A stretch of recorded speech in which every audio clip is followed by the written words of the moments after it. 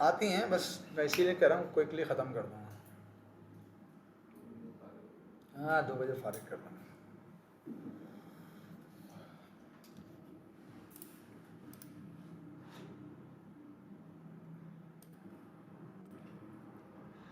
मेरे पास लिनक्स में एक टॉपिक है जिसमें हम बता रहे होते हैं कि भाई आपने फ़ाइल डायरेक्टरीज वगैरह कैसे बनानी है या फ़ाइल की मैनिपुलेशन किस तरह करनी है।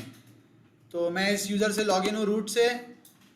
रूट यूज़र से जब मैं लॉगिन होऊंगा तो मैं जिस फोल्डर में काम कर रहा हूँगा वो रूट का फोल्डर होगा।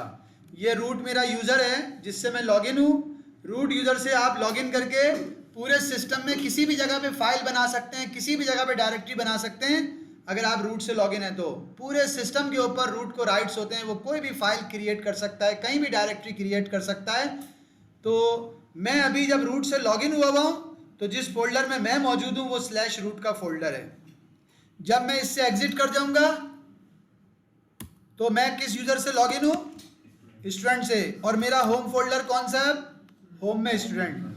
तो जिस यूजर से आप लॉगिन होते हैं बेहतर ये है कि आप उसी यूजर के होम फोल्डर में जाके फाइलें बनाएं, उसी यूजर के होम फोल्डर में जाके आप डायरेक्टरीज बनाएं और अपना सारा काम करें। तो मैं इस वक्त स्टूडेंट यूजर से लॉगिन हूँ और उसमें मैं होम में स्टूडेंट में मौजूद हूँ। ये पाथ है मेरा। अगर मैं यहाँ पे कोई फाइल क्रिएट करना चाहूँ, कोई भी फाइल क्रिएट करना चाहूँ तो मैं नाम लिखूंगा file1.txt। ये फाइल क्रिएट हो गई।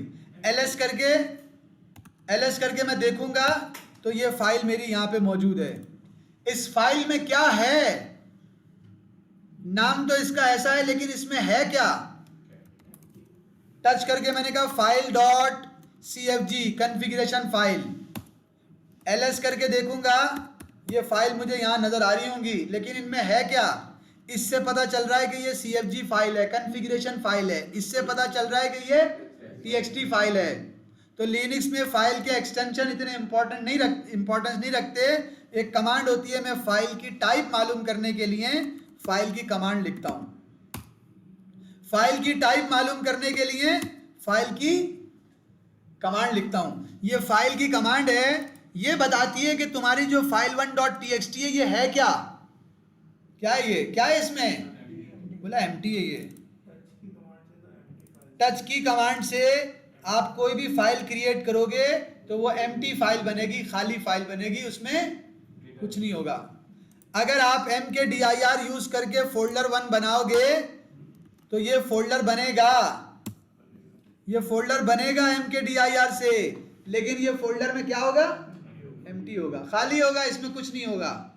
आपने फोल्डर भी क्रिएट कर लिया, फाइल भी क्रिएट कर ली। अब मैं चाहता हूं फाइल बनाऊं विद कंटेंट, जिसमें कुछ हो, डाटा हो जिसमें। तो उसकी एक एग्जांपल मैंने कहा vi file2.txt। ये vi एडिटर है, एडिटर जिससे आप फाइल को बनाते भी हैं और एडिट भी करते हैं। मैंने file2.txt लिख के एंटर किया, उसने मुझे एक न्यू फाइल दे दी और उसमें मैंने लिखा, कुछ भी लिख दें, मैंने कहा this is my first file, लिख दिया। लिखने के बाद जब ये फाइल में मैं आया था तो ये मेरी फाइल थी, इसमें लिखने के लिए जगह नहीं थी। मैंने आई प्रेस किया था कि इंसर्ट करने दो, मुझे लिखने दो, उसने मुझे लिखने दिया। दोबारा आई प्रेस किया, this is my second line, inter कर दिया। जब मैंने फाइल बना ली, उसमें जो लिखना था लिख दिया, तो मैं एस्केप प्रेस करूंगा। एस्केप प्रेस करने का मतलब है मैं उसको ये बताना चाह रहा हूं कि मैंने जो इंसर्ट करना था कर लिया, अब इंसर्ट करने का कोई काम नहीं करना।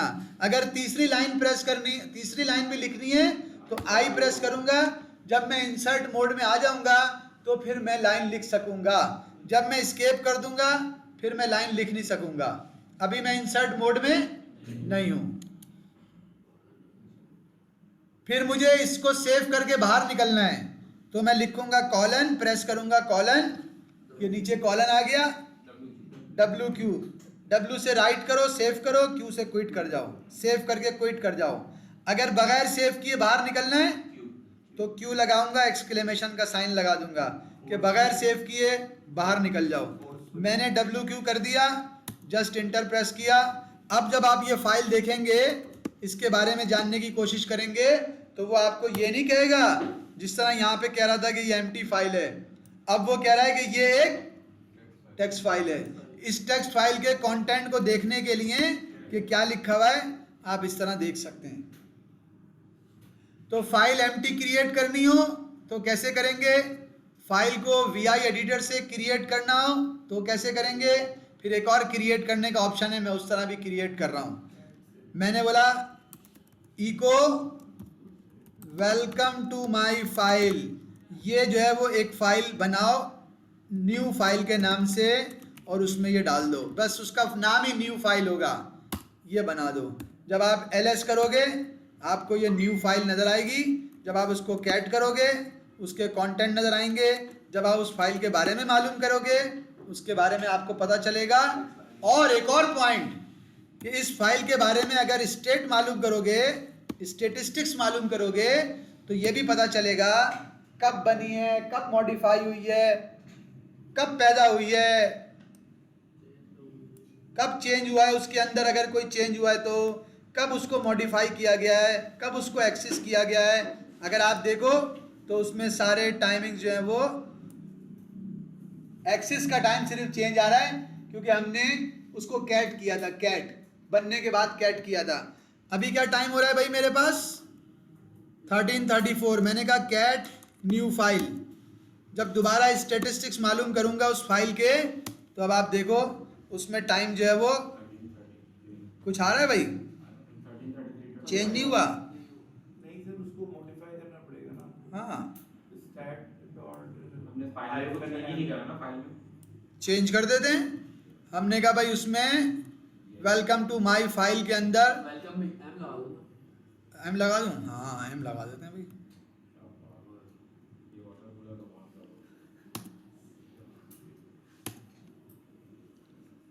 अपडेट हो गई भाई वो तो पूरी,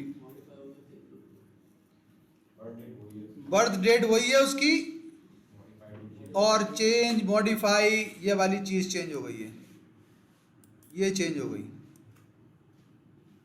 बहरहाल मैंने आपको ये बताया कि फाइल क्रिएट करने के लिए आपके पास टच की कमांड भी थी जिससे आपने फाइल एम्प्टी क्रिएट की, VI भी थी और ये इको वाला एक मेथड भी है जिससे आप फाइल क्रिएट कर सकते हैं।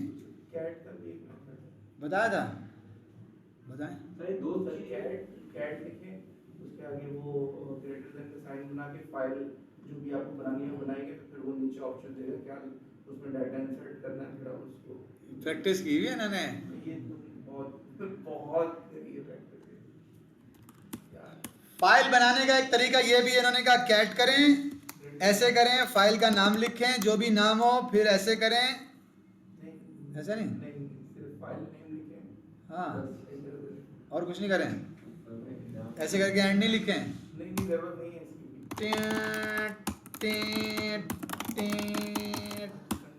END एंड LS हार्ड बता रहा हूँ, आसान वाला बताएं। ये फाइल बन गई मेरी, ये फाइल बन गई कैट फाइल नेम।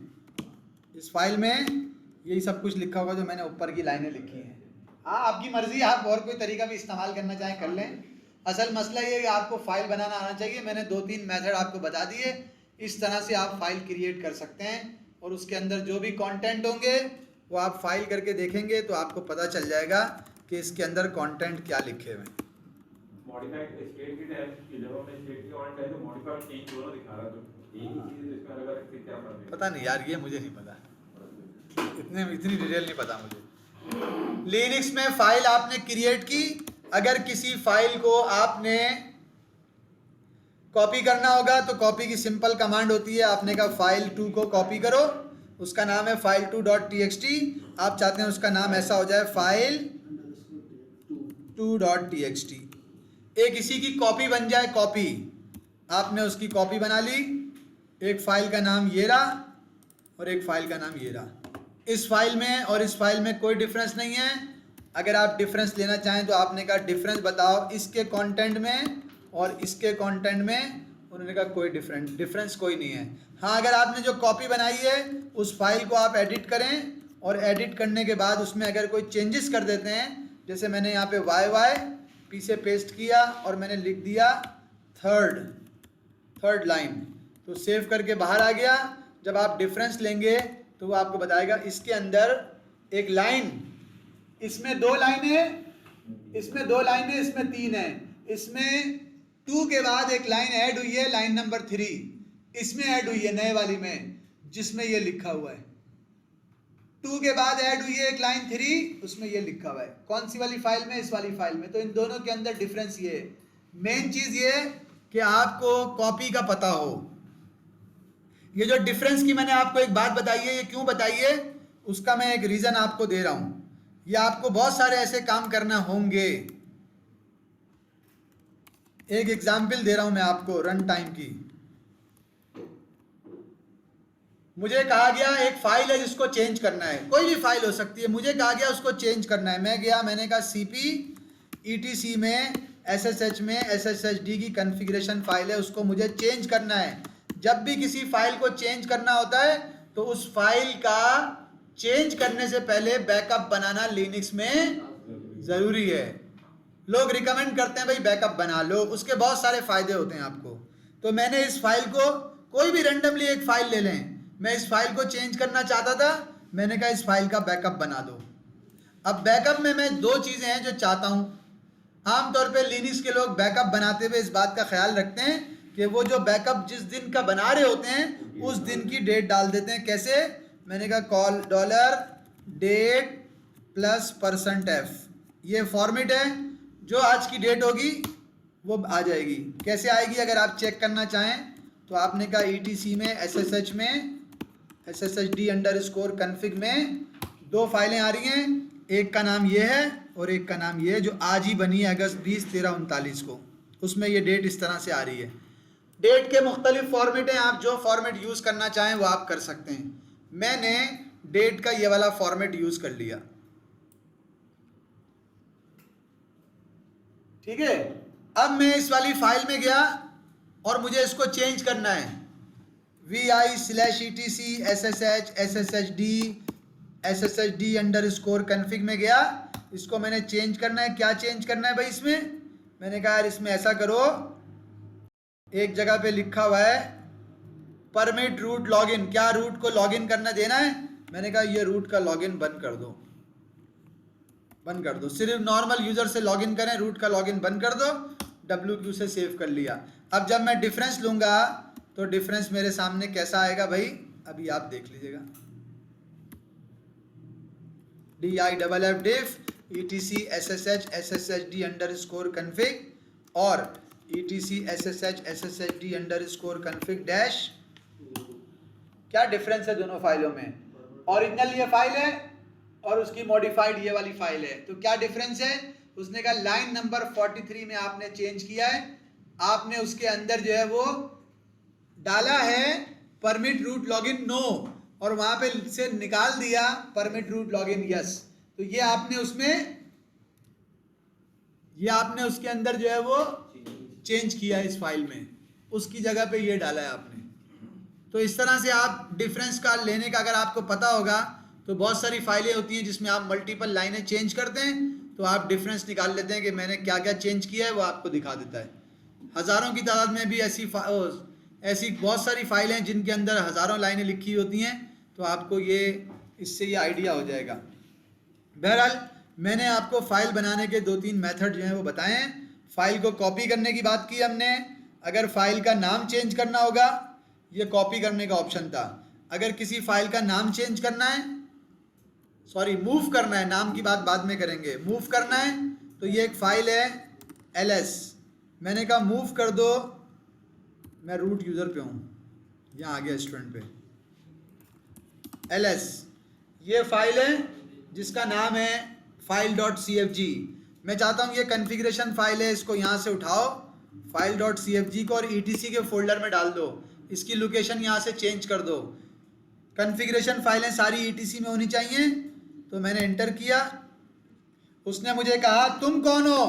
गौर कीजिएगा ये बात, तुम हो स्टूडेंट, तुम्हें ये अथॉरिटी नहीं है, तुम्हें ये राइट्स नहीं है, तुम्हें ये परमिशन नहीं है कि तुम किसी भी और जगह पे अपने नाम की बनाई हुई फाइल सिस्टम में कहीं रख सको, तुम्हें ये अथॉरिटी नहीं है। ये सिर्फ और सिर्फ तुम स्टूडेंट हो, तुम अपने होम फोल्डर के अंदर ही ये चीज कर सकते हो, बस तुम यहीं पे कर सकते हो जो करना चाहो। mv फाइल डॉट cfg उठाई यहाँ से और अपने ही डाउनलोड में डाल दी, बोला तुम ये कर सकते हो। ये यहाँ पे अब तुम्हें नहीं मिलेगी फाइल डॉट cfg, अपने डाउनलोड में जाओगे तो वहाँ तुम्हें मिलेगी ये पड़ी हुई फाइल डॉट cfg। स्टूडेंट को ये राइट्स नहीं है कि वो फाइल को कहीं भी ट्रांसफर कर सके। हाँ, रूट को ये राइट्स हैं कि अगर हम रूट को बोलें, रूट मूव करो एक फाइल होम के अंदर, स्टूडेंट के अंदर डाउनलोड्स में रखी हुई है, उसका नाम है फाइल डॉट cfg, उसको उठा के etc के अंदर डाल दो, तो रूट ये काम कर सकता है। अब वो फाइल etc के अंदर आ गई होगी, क्या नाम था उसका, फाइल डॉट cfg, बोला ये आ गई है, ये बनाई थी स्टूडेंट ने, ये आ गई है रूट के, सॉरी ये आ गई है etc के फोल्डर में।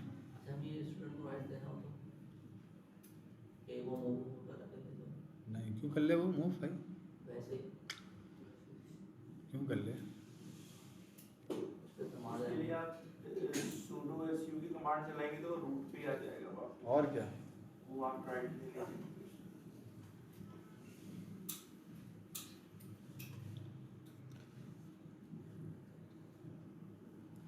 तो आपको ये पता होना चाहिए कि mv की कमांड से लिनक्स में मूव करते हैं, cp की कमांड से आप कॉपी करते हैं, ठीक है, टच की कमांड से आप फाइल क्रिएट करते हैं, इको की कमांड से भी फाइल क्रिएट करते हैं, कैट की कमांड भी का भी एक प्रोसेस है, उससे भी आप फाइल क्रिएट करते हैं, mv से फाइल को रीनेम भी करते हैं। mv की कमांड से मैं रीनेम भी कर सकता हूँ, मैंने ls किया, यहाँ पर एक फाइल है उसका नाम है file_2.txt, मैंने कहा इसका नाम चेंज करना है और इसका नाम करना है file-2.txt, तो वो इस तरह से इसका नाम चेंज कर देगा। आप ls करेंगे तो पहले यहाँ पे ये नाम आ रहा था, अब यहाँ पे नाम जो है वो ये वाला आ रहा है, तो आपने चूंकि उसका रीनेम कर दिया तो आप ये भी कर सकते हैं। एक और चीज़ जो हम लिनक्स में इस्तेमाल करते हैं फाइल क्रिएट करने के लिए, वो देख लीजिएगा ज़रा। कौन सी कौन सी होस्ट,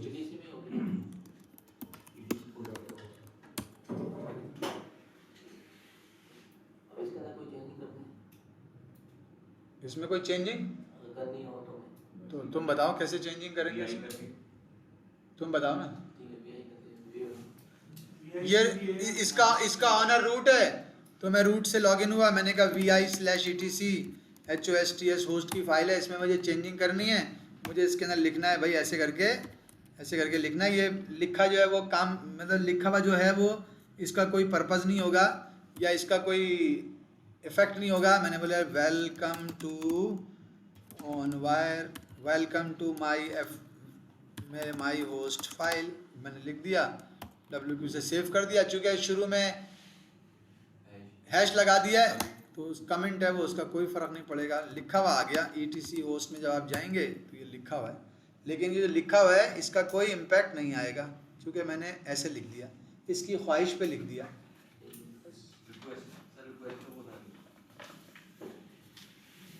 नैनो के थ्रू भी एडिट कर सकते हैं। लिनक्स में बहुत सारे एडिटर होते हैं, 6-7 एडिटर होते हैं, आप vi यूज़ ना करो और दूसरे यूज़ कर लो। इको की कमांड बेसिकली इसलिए भी यूज करते हैं ताकि अगर आपको स्क्रीन पे कोई मैसेज चलाना हो तो वो इको चला सके। हाँ, अच्छा, cp के साथ स्पेस में -p भी लिखते हैं अक्सर, वो क्यों लिखते हैं, इससे क्या फर्क? इन्होंने एक क्वेश्चन किया है, उस क्वेश्चन का मैं जवाब दे रहा हूँ। इन्होंने कहा आप cp करते हुए -p लगाते हैं, कोई भी फाइल कॉपी करेंगे -p लगाएंगे।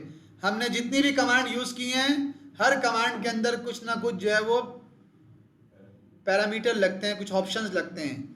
तो मैं अगर यहाँ पे मैन करूँगा मैन और cp करूँगा तो cp का मैनुअल पेज आ जाएगा। इनके सवाल का जवाब मैं यहाँ क्लास में बैठा हुआ हूँ मैं दे रहा हूँ, लेकिन अगर आप क्लास में बैठे हुए नहीं हैं और आपके जहन में आए कि यार ये cp के साथ माइनस किसी ने a लगाया और v लगाया और फिर कॉपी कर रहे हैं तो इसका क्या मतलब है, तो आपको ये सारे मतलब पता चल जाएंगे। कहाँ से? आप मैन करें और सीपी करें, कमांड का नाम लिखें, उसका मैनुअल पेज देख रहे हैं आप। जब आप इंटर करेंगे तो वो आपको ले जाएगा, स्क्रॉल करते हुए पीछे जाएं, स्क्रॉल करते हुए नीचे जाएं, यहाँ पर एक जगह पे लिखा हुआ आएगा कि अगर आप कैपिटल पी लगाएंगे तो क्या होगा और अगर आप स्मॉल पी लगाएंगे तो क्या होगा। अगर आप स्मॉल पी लगाएंगे तो क्या होगा? उसने कहा वो माइनस स्मॉल पी का मतलब होता है प्रिजर्व करना, प्रिजर्व, यानी कि पप्पू ने फाइल बनाई है, पप्पू ने फाइल बनाई है, रूट उसको कॉपी कर रहा है।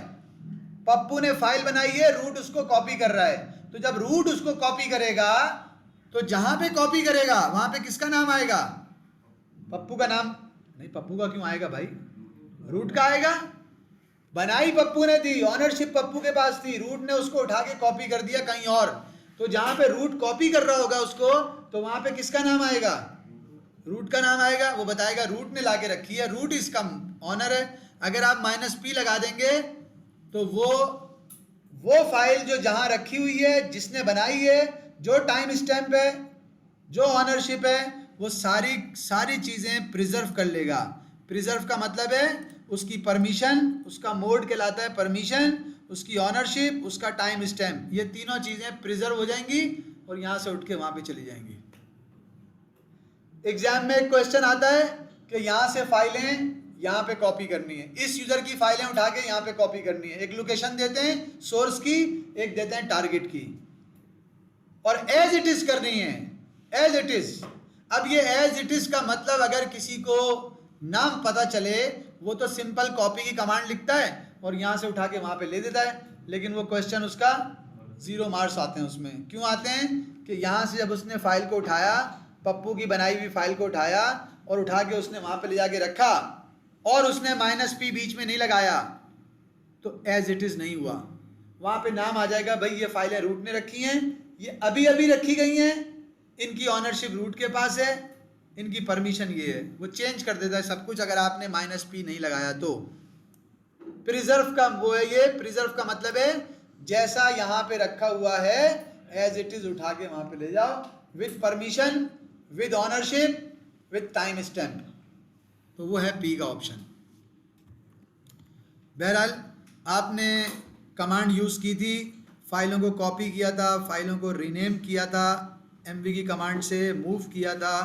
और एक और चीज़ जो मैं यहाँ बता रहा हूँ, यहाँ पे आपको मेंशन नहीं है, रिमूव करने की पहले बता दूँ, फिर वो एक्स्ट्रा चीज़ें बताऊँगा। उसने बोला रिमूव करने का भी पता होना चाहिए। तो लिनक्स में अगर किसी फाइल को रिमूव करना है तो रिमूव करने के लिए rm की कमांड होती है।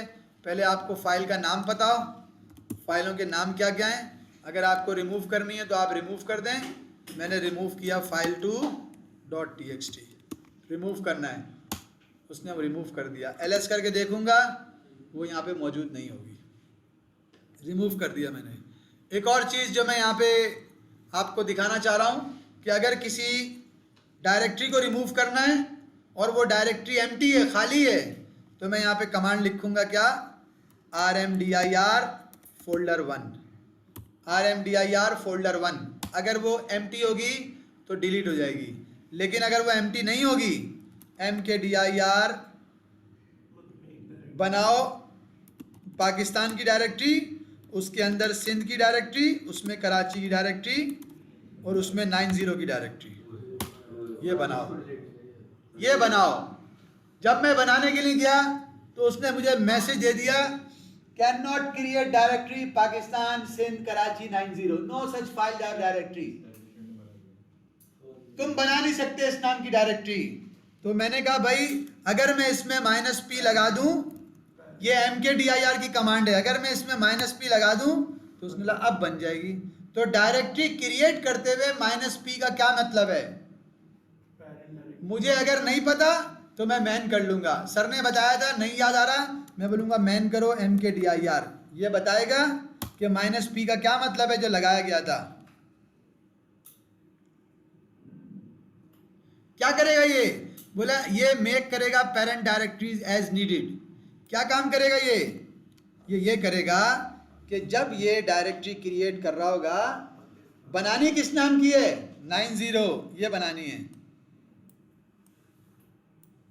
उसने कहा 90 की डायरेक्टरी बनाने के लिए मैं जा रहा हूं, तो कराची की डायरेक्टरी बनी हुई नहीं है तो उसने वो भी बना दी, सिंध की नहीं बनी हुई वो भी बना दी, पाकिस्तान की नहीं बनी हुई वो भी बना दी। और अगर आप इस तरह देखेंगे ट्री पाकिस्तान तो दिखाएगा ट्री पाकिस्तान, पाकिस्तान सिंध कराची 90।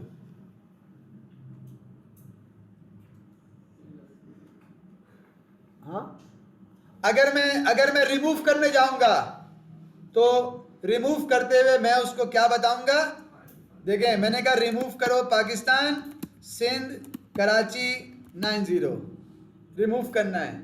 तो अगर मैं रिमूव करूंगा तो उसने कहा भाई ये तो डायरेक्टली रिमूव नहीं हो सकती है। अगर मैंने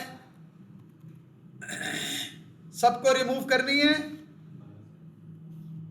मैं करूंगा यहां पे RMDIR, पाकिस्तान को रिमूव करो, बोलेगा ये पाकिस्तान की डायरेक्टरी एम्प्टी थोड़ी है, इसमें तो सब डायरेक्टरीज भी हैं। तो वहां पे मैं कमांड इस्तेमाल करूंगा RM-RF पाकिस्तान। क्या मतलब है इसका, RM-R का मतलब है रिमूव करो रिकर्सिवली विद फैमिली, रिमूव करो रिकर्सिवली विद फैमिली, यानी कि पाकिस्तान भी सिंध भी कराची भी 90 भी रिकर्सिवली रिमूव कर दो। और F का मतलब है फोर्सफुली, मुझसे पूछना नहीं एक एक के बारे में कि ये कर दूं, मुझे ये डिलीटेड चाहिए, रिमूव चाहिए। मैंने एंटर किया। अब जब मैं आपको दिखाऊंगा, पहले भी ट्री की कमांड लिखी तो रिजल्ट आया था, ऊपर देख लें। अब ट्री की कमांड लिखूंगा तो वो कह रहा है भाई ट्री की पाकिस्तान की डायरेक्टरी नहीं है, कोई फाइल ही नहीं है उसमें, कोई डायरेक्टरी नहीं है, मैं ट्री आपको कैसे दिखाऊं। तो ये कुछ कमांड्स हैं जो यहाँ लिखी हुई हैं कि डायरेक्टरी क्रिएट करो, कॉपी करो डायरेक्टरी। अब कॉपी करते हुए भी एक चीज़ है, -R लगा हुआ है, इसका मतलब है रिकर्सिवली कॉपी करो, डायरेक्टरी को रिमूव करो रिकर्सिवली, एम्प्टी डायरेक्टरी को रिमूव करो। जो कॉपी के अंदर रिकर्सिवली का ऑप्शन है, मैं वो आपको बताने जा रहा हूँ, वो भी देख लें। मैं किस यूज़र से लॉगिन हूँ भाई, रूट यूज़र से। मैंने कहा CP करो कॉपी -R, अगर V भी लगा दें तो V में रिजल्ट जो है ना वो आपको दिखाता है। मिसाल के तौर पे मैंने R लगाया, V नहीं लगाया, कहा ETC में जितनी भी हिस्टोरिक का मतलब है सारी कॉन्फ की जो फाइलें हैं वो OPT में कॉपी कर दो, जितनी भी कॉन्फ़िगरेशन फाइलें हैं, R का मतलब है रिकर्सिव, जितनी भी static.conf के नाम की फाइलें हैं, डायरेक्टरीज हैं, उन सबको OPT में कॉपी कर दो। तो R लगाया मैंने, देखते हैं क्या होता है। सही है, हुई या नहीं हुई, ls-l या ls करके OPT में जाएंगे तो वहां दिखाएगा कि भाई ये सब थी, मैंने यहाँ से उठा के सब जगह कॉपी कर दी। ये सारी कॉन्फ की हैं जिनके नाम के आगे कॉन्फ आ रहा है, उनका नाम कुछ भी था, हमें उससे गर्ज नहीं है, क्योंकि उनके नाम के अंदर कॉन्फ आ रहा है तो हमने वो सारी उठा के OPT में डाल दी। R लगाया, अगर मैं यहाँ पे V लगा दूंगा तो कॉपी करते हुए दिखाएगा। कह रहा है भाई ये तो पहले से मौजूद है, मैंने कहा ठीक है यस। कह रहा है ये भी मौजूद है, मैंने कहा यस। तो क्या यस करता रहूंगा, मैंने कहा भाई F लगा देता हूँ फोर्सफुली, मुझसे पूछना नहीं एक एक का, क्योंकि वो ऑलरेडी वहां पे मौजूद हैं तो मुझसे पूछना नहीं। F लगा दो फोर्सफुली। फिर भी पूछ रहा है, क्यों भाई फिर भी पूछ रहा है, बार बार क्यों पूछ रहा है,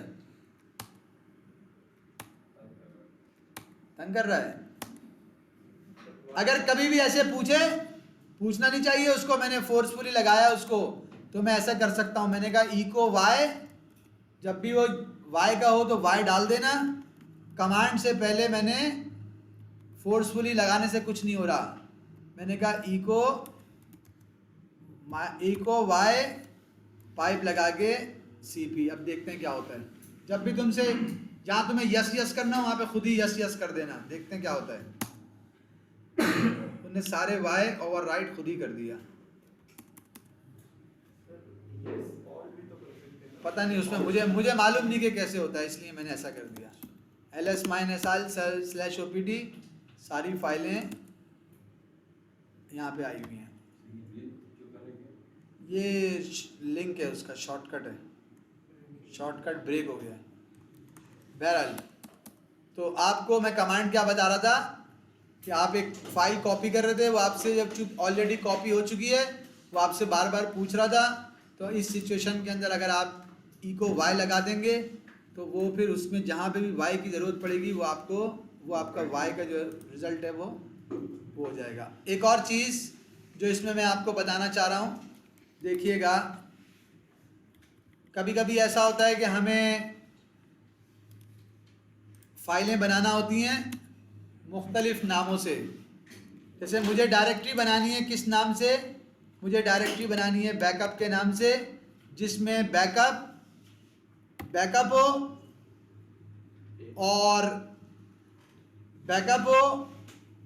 और बीच में जो है ना वो मंथ आ रहा हो, ऐसा हो बैकअप। जैन, फेब, मार्च, अप्रैल, मई, जून, जुलाई। मैं चाहता हूँ, या चलें अगस्त का महीना चल रहा है वो भी डाल ही देते हैं। मैं चाहता हूँ मेरी बैकअप की डायरेक्टरी बने जिसमें नाम कैसा है, जिसका नाम कैसा हो। अभी देखिएगा इसका रिजल्ट देखिएगा। कमांड क्या लिखी थी? बैकअप बनाओ, डैश लगा हुआ उसके बीच में, और फिर इस करली ब्रैकेट में से कोई एक मंथ ले लो, उस मंथ के बाद आगे 2023 लगा दो। तो बैकअप बना रहा हूँ, बैकअप के नाम की डायरेक्टरी बनानी है और इस तरह से बनानी है। तो मैंने ये पैटर्न यूज़ किया, ये आपके सामने पैटर्न कैसा चला है। 8 उसने बैकअप की डायरेक्टरी बनाई है, कैसी बनाई है वो आपके सामने है। मैं उसकी एक और एग्जांपल दे रहा हूँ, हो सकता है आपको समझ में आ जाए बात। मैंने कहा टच करके फाइल बनाओ, और फाइल जो बनाओगे वो फाइल 1 से लेके उसका नाम होगा फाइल 1 .12 तक .txt। अब जरा फाइल देखिएगा कैसी बन रही है, ऐसी बन रही है। फाइल -1 लिया उसने, आगे से txt ले लिया, फिर फाइल -2 लिया, फिर फाइल -3 लिया, 4 लिया, 5 लिया, 6 लिया, और कहाँ तक गया? 12। तो आप इस तरह करली ब्रैकेट को यूज करते हुए इस तरह का काम कर सकते हैं। ये आगे जब हम स्क्रिप्ट बनाते हैं तो उस स्क्रिप्ट में ये हमारे काम आता है।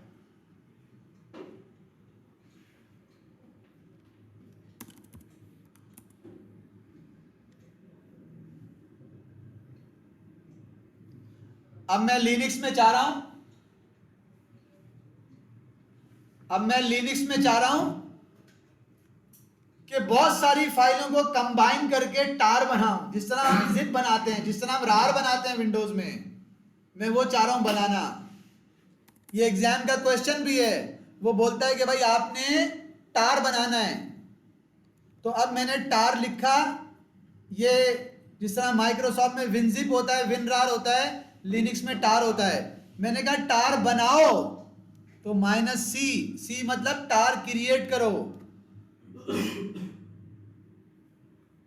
किस नाम से क्रिएट करो? मैंने कहा टार की जो फाइल बनेगी उसका नाम होगा myfiles.tar, ये नाम होगा उसका।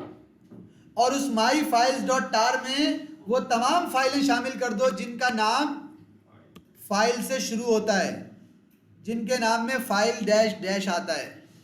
उन तमाम फाइलों का, स्टैटिक का मतलब है वो तमाम फाइलें जिनके नाम में फाइल -- आता है।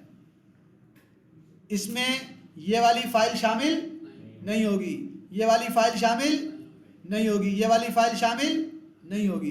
तो मैंने कहा आपने क्रिएट करनी है एक फाइल जिसका ये नाम होगा, और उसके अंदर वो तमाम फाइलें शामिल कर दोगे जिनके नाम इससे स्टार्ट हो रहे हैं, आगे उनमें कुछ भी हो। ये मैंने लिख के एंटर कर दिया। अगर आपने इसको देखना है तो आप लिखेंगे टार -tf, टी का मतलब है लिस्ट दो। इस वाली ये जो टार बनी हुई है ये जो बहुत सारी फाइलों को कंबाइन करके मैंने एक फाइल बनाई है, उसके अंदर कौन कौन सी फाइलें हैं उसकी लिस्ट दो, वो लिस्ट देगा भी आपको। कह रहा है बजाहिर तो ये एक फाइल है, लेकिन इसके अंदर ये सारी फाइलें हैं। अगर आपको कंफर्म करना है तो आप ये काम करें, आपने कहा रिमूव कर दो वो तमाम फाइलें जिनके नाम के आगे फाइल लिखा हुआ है और डैश लिखा हुआ है और स्टेरिक है, जितनी भी हैं सब रिमूव कर दो। सब की सब यहाँ से चली गई, सिर्फ एक ये पड़ी हुई है। मैंने कहा यार इसको टार माइनस एक्स एफ, एक्स का मतलब है एक्सट्रैक्ट करो। बनाते हुए देखो मैंने क्या किया था, ये अब मैं कर रहा हूं एक्सट्रैक्ट, तो एक्सट्रैक्ट करते हुए एक्स सी की जगह पे एक्स लगा दिया कि एक्सट्रैक्ट करो किस फाइल को, इस वाली फाइल को। कहां करो, जहां पे आप मौजूद हो, जिस डायरेक्टरी में आप मौजूद हो वहीं पे कर दो। तो जब आप ls करोगे तो सारी फाइलें आपको यहीं पे एक्सट्रैक्ट होकर नजर आ जाएंगी। किसी स्पेसिफिक जगह पे करनी है, किसी खास लोकेशन पे करनी है, तो आपने बोला इनको एक्सट्रैक्ट करो -c स्लैश वार के अंदर tmp के फोल्डर में कर दो, वहां पे कर दो। बोले अच्छा वहां कर दूं, मैंने बोला हाँ वहां कर दो। -C क्या करता है टार में, अभी दिखा रहा हूं। कह रहा मैंने कर दी, आप जाओ ls-l वार के अंदर जाओ, tmp में जाओ, वहां पे आपको ये नजर आएंगी, ये वाली फाइलें वहां नजर आएंगी। आ रही हैं भाई नजर? कौन से फोल्डर में?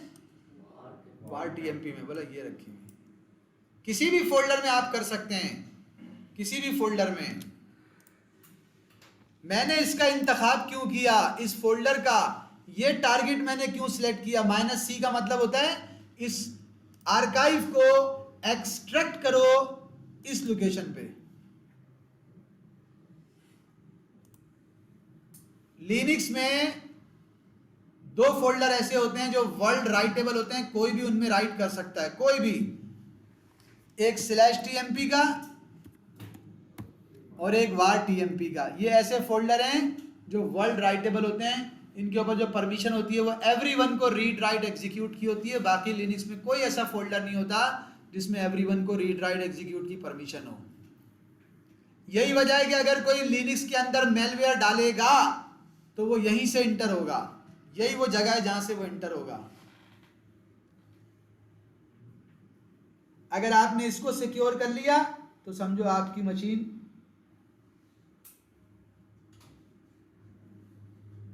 सिक्योर हो गई। खैर मैंने तो आपको टार बताना था कि टार आप जो है वो किस तरह करते हैं। तो टार -xf किया, उसने इस तरह से टार बना दी।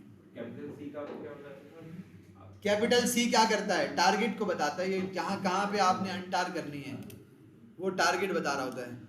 अगर मुझे नहीं पता चल रहा तो मैं यहाँ जाऊँ, मैं करूँ मैन टार, टार का मैनुअल पेज दो। सर ने बताया था कैपिटल सी, लेकिन दिखाया था, लेकिन उसके बारे में कुछ अंडरस्टैंडिंग नहीं बन सकी। तो क्या है भाई कैपिटल सी, मैं स्क्रॉल कर रहा हूँ, पेज डाउन कर रहा हूँ, कहीं पे लिखा हुआ होगा स्मॉल सी, तो आ गया। कैपिटल सी कहाँ है भाई? अगर हम कैपिटल सी के बगैर अनटार करेंगे तो नहीं होगी क्या? होगी ना, हमने की तो थी। कहाँ पे होगी? उसी जगह हो जाएगी। हाँ मैं इसमें सर्च कर रहा हूँ कि कहीं पे कैपिटल सी लिखा हुआ है, भाई दिखाओ।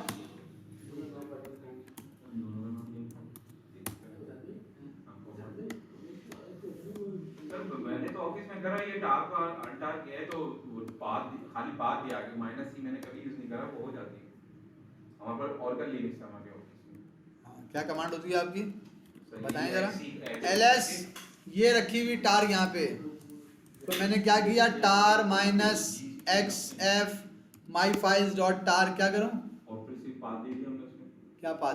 कोई तो लेकिन हमारा जो यूजर है पर tmp दे दूँ, इंटर कर दूँ? हाँ हम तो अपने शायद उसी लोकेशन पे होते हुए, मतलब उसी फोल्डर के अंदर एक और फोल्डर जैसे बना होता है तो उस पे पाथ दे देते हैं। क्या पाथ दूँ यहाँ पे? दे दें आप वार टाइप करके देखें। वार टाइम तो पहले पड़ा हुआ है, tmp कर देता हूँ, बस कर दूँ ऐसा।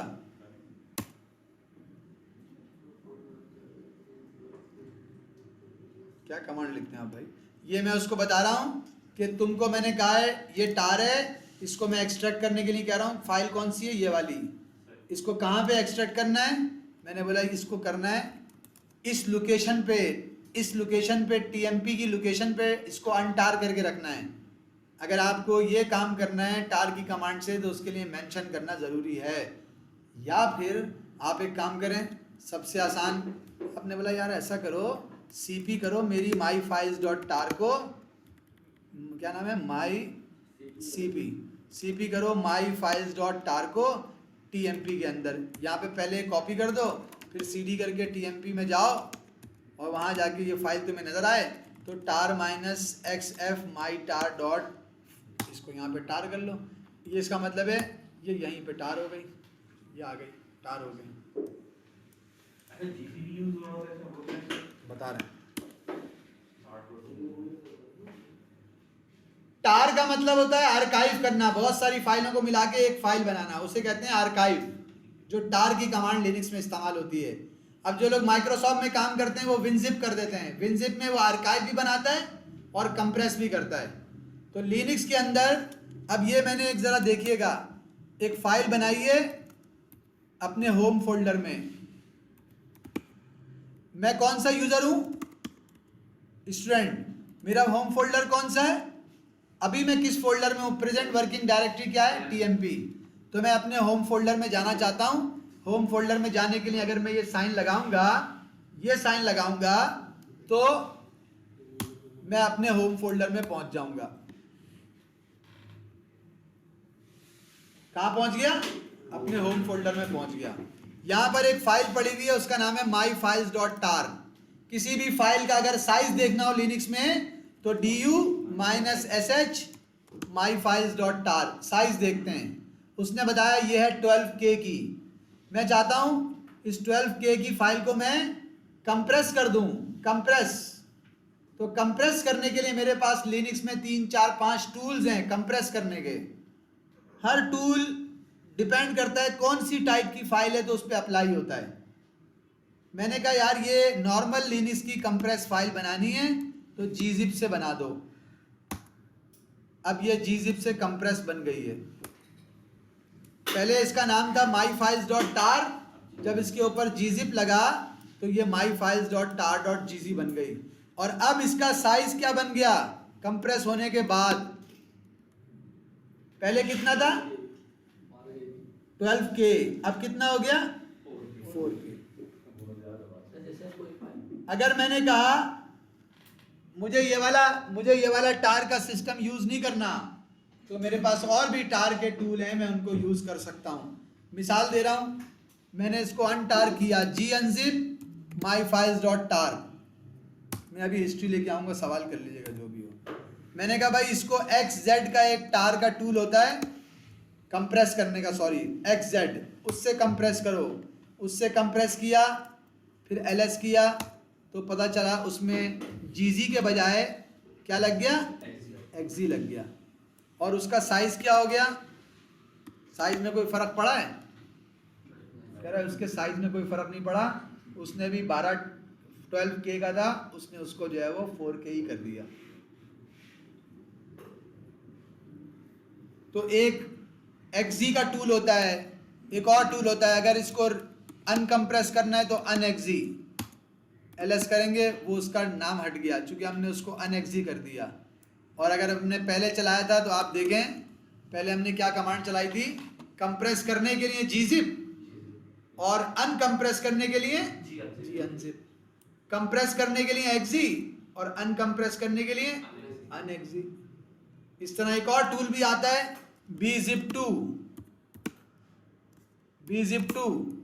उससे आपने कंप्रेस किया तो उसके नाम में bz2 लग गया, हुआ आ गया। अब जब आप उसको bunzip2 करेंगे तो वो कंप्रेशन उसकी खत्म हो गई। हिस्ट्री देखें, हिस्ट्री। एक आखिरी बात इसमें और बतानी है, ये टार का भी क्वेश्चन एग्जाम में आता है, टार कैसे बनता है।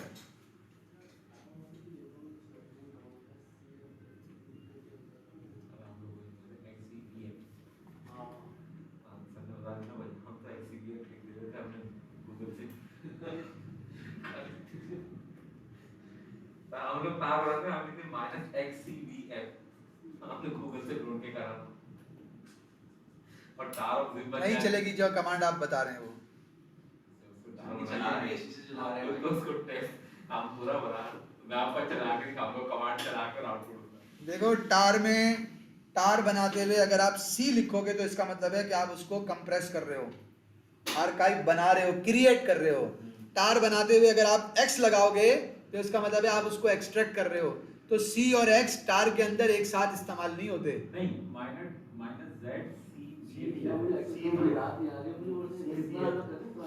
मैं बता देता हूँ यहाँ पे, मैं बताता हूँ टार -CVZF आप ऐसे करते होंगे, या आप करते होंगे टार माइनस, वो तो आप आगे पीछे कर सकते हैं, टार -CZVF ऐसे भी कर सकते हैं, वो Z और V आगे पीछे हो सकता है।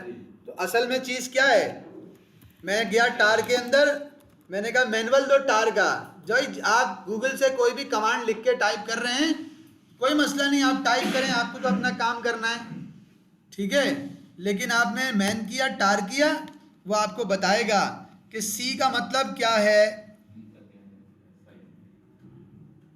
मैं आपको एक चीज दिखा रहा हूं, सी का मतलब क्या है भाई, create a new archive. Archive कहते हैं जिसमें बहुत सारी फाइलें होती हैं, एक बात। उसके बाद आपने क्या कहा भाई, मैं उसके बाद क्या लगा रहा हूं भाई, और एक्स का मतलब क्या होता है, extract file from an archive, ये बात भी ठीक है। उसके बाद आपने कहा भाई मैं ऑप्शन यूज करता हूं कौन सा, सी के बाद वी का।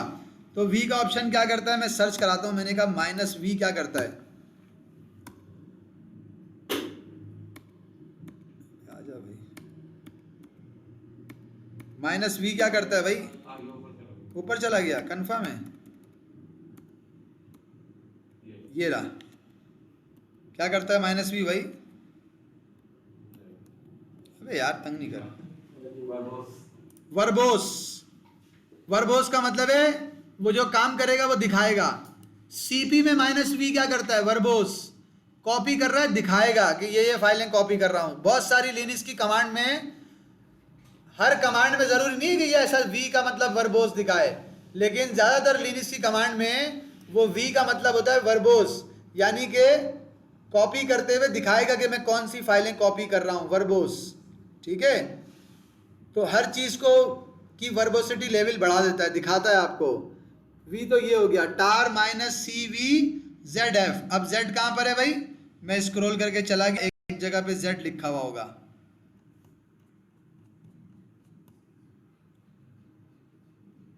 अभी आ जाए, एक जगह पे Z लिखा हुआ होगा, नहीं लास्ट में नहीं होगा, वो बताएगा कि भाई Z का मतलब है, कर लेते ना यहाँ पे देख लेते ना, -Z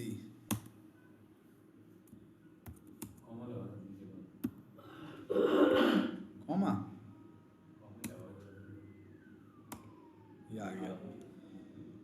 बोला अगर आप -Z लगाएंगे तो इसका मतलब है आप gzip के साथ उसको कंप्रेस करना चाहते हैं। साथ में अलग अलग हमने तो टार बनाई आर्काइव, फिर gzip से कंप्रेस किया, तो क्या अगर आपने माइनस लगा दिया तो gzip से कंप्रेस कर रहे हैं। ये बात वो बताना चाह रहा है कि अगर आपने टार लगाया और उसमें C के साथ Z लगा दिया तो इसका मतलब है आप आर्काइव क्रिएट करना चाहते हैं और उसको कंप्रेस भी करना चाहते हैं। और यही चीज़ अगर आपने ऐसे कर दी, टार के साथ -X लगाया और Z लगा दिया, तो इसका मतलब है आप आर्काइव को एक्सट्रैक्ट करना चाहते हैं और अनकंप्रेस करना चाहते हैं। इसका मतलब ये है, कमांड ये होगी तो क्रिएट करना है और कंप्रेस करना है, कमांड ये होगी तो क्रिएट करना है और अनकंप्रेस करना है, ठीक है। अब आप इसमें चाहते हैं कि V का भी एक फ्लैग लग जाए, यहाँ पर चाहें या यहाँ पर चाहें, तो वो V का फ्लैग लगेगा, क्या वो क्रिएट करते हुए दिखाएगा कौन कौन सी फाइलें वो कर रहा है। फाइल का नाम क्या होगा, आगे आप फाइल का नाम देते हैं .tar के साथ .gz के साथ, एक्सटेंशन है ये उसका। ये क्रिएट करते हुए भी आप फाइल का नाम देते हैं file.tar.gz, इस तरह से वो आप इस तरह से काम कर रहे होते हैं, ठीक है। तो ये आप टार बना रहे हैं, ये आप आर्काइव बना रहे हैं। कोई बोलता है भाई मुझे आर्काइव बनानी है लेकिन XZ के साथ, bzip के साथ, तो उसमें J इस्तेमाल होता है, J, Z की जगह पे J इस्तेमाल कर लो तो वो bzip के साथ कंप्रेस करेगा। कैपिटल जे के साथ करोगे तो वो एक्जी के साथ कंप्रेस करेगा, ठीक है। और भी टूल हैं डिफरेंट, एलजिप, एलजेडएमए, एलजेडओपी, तो वो इसका काम क्या है, वो कंप्रेस करने के डिफरेंट टूल हैं जो कि नॉर्मली आप इस्तेमाल करते हो। एक इसमें आखिरी बात, ये भी एग्जाम का क्वेश्चन है, वो हमें बोलता है कि आपने फाइंड करनी है फाइलें, फाइंड करनी है फाइल्स। अब मैं यहां पे खड़ा हुआ हूं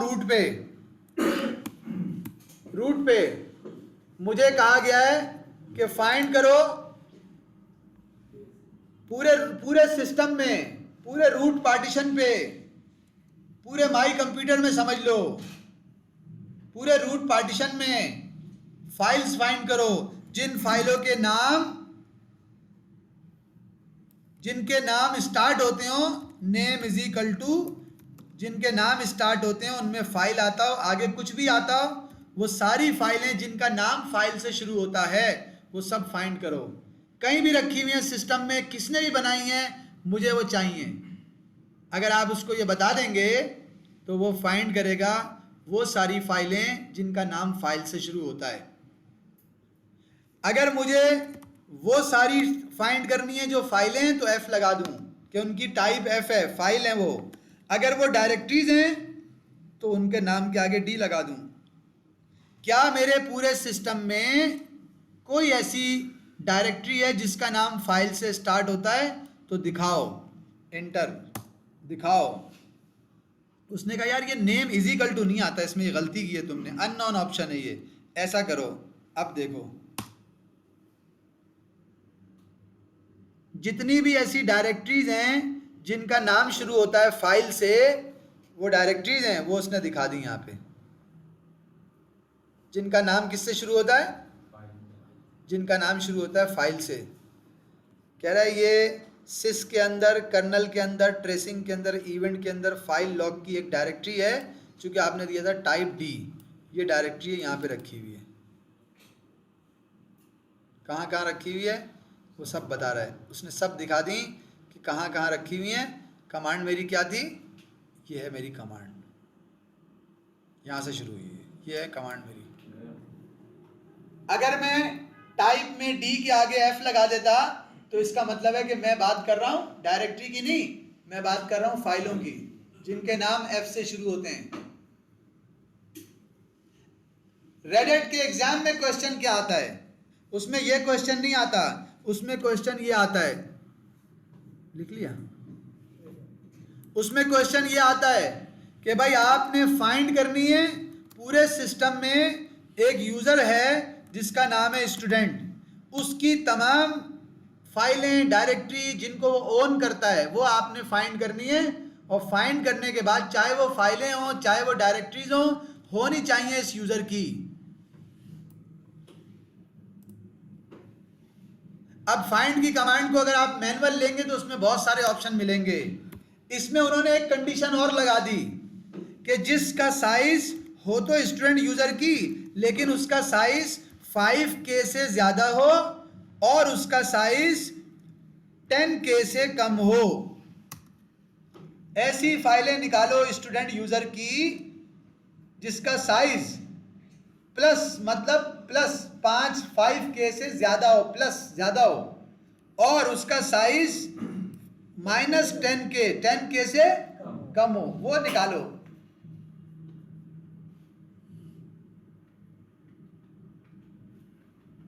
एक और कंडीशन इसी में लगा दी कि भाई साइज कम ज्यादा हो,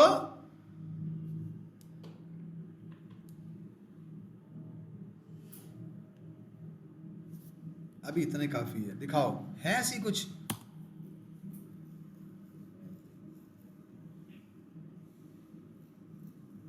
कुछ निकाल के ले आया, कहां पर है भाई वो? कुछ के बारे में तो उसने शुरू में परमिशन डिनाइड दी, लेकिन कुछ लेके आ गया निकाल के। कहाँ है भाई? कह रहा है ये होम में स्टूडेंट में एक ये रखी हुई, एक ये रखी हुई, स्टूडेंट के फोल्डर ही में है, बोला ये रखी हुई है सारी। क्यों भाई? मैंने कहा था कि उसका साइज इसके दरमियान में हो, वो लेके आ गया। अब आप एक साइज़ देख लेते हैं, ये एक फाइल है जो वो निकाल के लेके आया है, इसका साइज़ क्या है भाई, कॉपी du-sh, इसका साइज़ देख लेते हैं भाई क्या उस 5 KB और 10 KB के बीच में है, 8 KB। 8 KB ये वाली फाइल है 8 KB।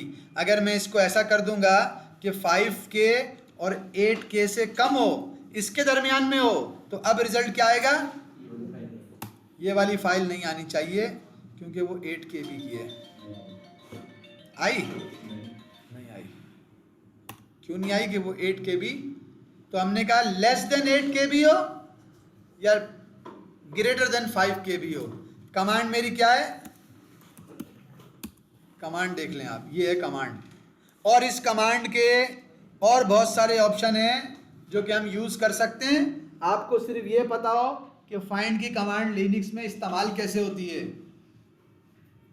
और लेस देन इक्वल्स को कर सकते हैं, मुझे कहा गया है सब कुछ सब कुछ कर सकते हैं भाई, मैंने आपको बता दिया ना।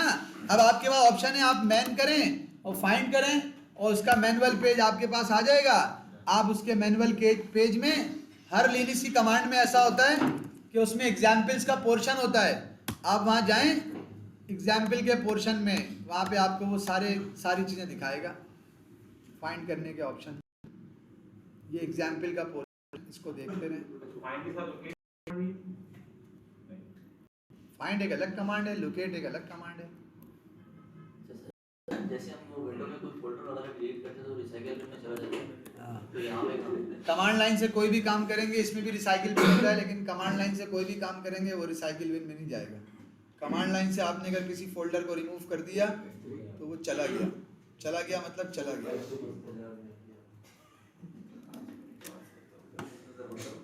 ये कर देता हूँ भाई।